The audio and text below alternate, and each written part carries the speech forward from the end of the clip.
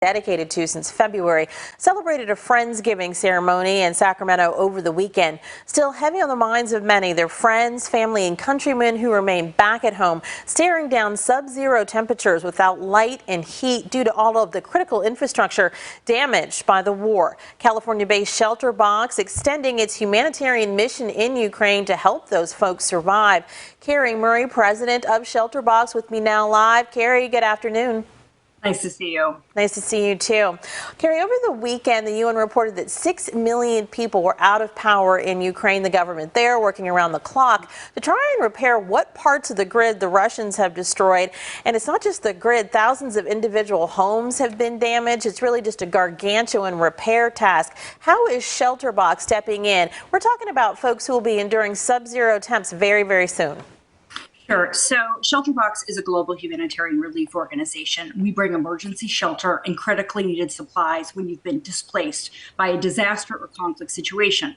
What we've seen now, it's been 9 months since the war started in Ukraine. You have 15.7 million people that need urgent humanitarian assistance. So we've had teams on the ground since the beginning. And right now we're distributing a new project. It's our winterized sets. It's things that help repair homes that have been damaged by the bombings, things like tarpaulins, sealing off kits for windows, also providing solar lights. Not only are people without power and without light, they're also without heat. So we're bringing things like wood stoves, also firewood, thermal blankets, children's coats and clothing, the essential things that people need to sustain their life through what's going to be a horribly cold winter in Ukraine.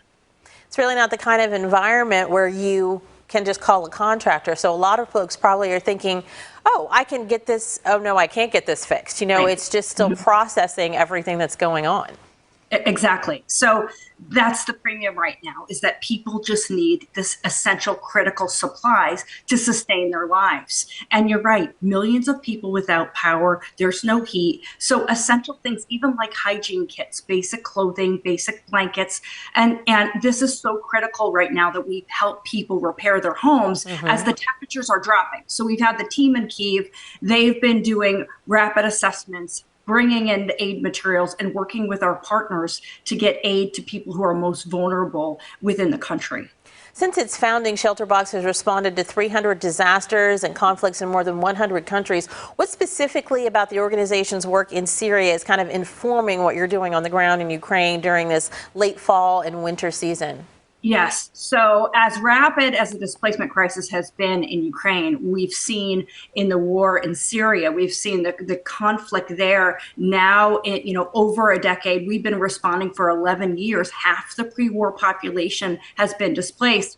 And oftentimes it's very similar things that they need to sustain their lives in the winters. So similar things, basic things like sealing off kits, basic things like thermal weather gear, could be boots, could be clothing, and basic things like wood and stoves. So we are actually drawing down on a lot of our experience from previous conflict situations and previous places like Syria that's helping to inform some of our decisions. But each disaster and conflict is different. So the aid packages we're bringing to Ukraine are very much customized based on the unique needs of the displacement crisis in Ukraine today. You have people who are in damaged homes, sheltering in place, but you also still have people who are internally displaced, seeking shelter in churches, in schools, wherever they can. So it's the basic things and very different things that these different displacement groups need. Okay, we are almost out of time, but tomorrow is Giving Tuesday, and I know so much of what ShelterBox has been able to accomplish is done with the help of donations. Just briefly tell us, what is your campaign for tomorrow